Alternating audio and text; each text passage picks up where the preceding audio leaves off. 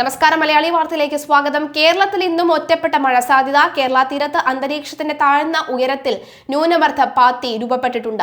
കർണാടക തീരം മുതൽ തിരുവനന്തപുരം വരെയുള്ള തീരമേഖലയിൽ സമുദ്രനിരപ്പിൽ നിന്ന് 101.5 കിലോമീറ്റർ ഉയരത്തിലാണ് ഇത് സ്ഥിതി ചെയ്യുന്നത്.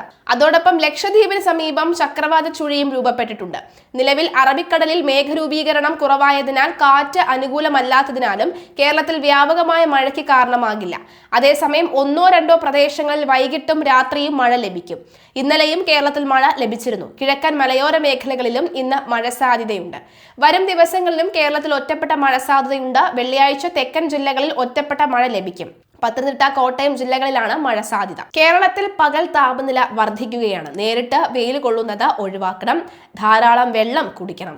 കോഴിക്കോട്, വയനാട്, മലപ്പുറം ജില്ലകളിൽ ഒഴികെ മറ്റ് ജില്ലകളിലെല്ലാം ചൂട് വർദ്ധിക്കാനുള്ള സാധ്യത നിലനിൽക്കുന്നുണ്ട്.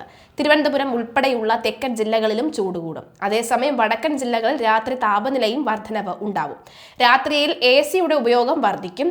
അന്തരീക്ഷം വേനൽക്കാലത്തേക്ക് പരിവർത്തനം ചെയ്യപ്പെടുകയാണ്. രാത്രി അനുഭവപ്പെടുന്ന തണുപ്പ് കുറയ്ക്കുകയും ചൂടിലേക്ക് മാറുകയും ചെയ്യും.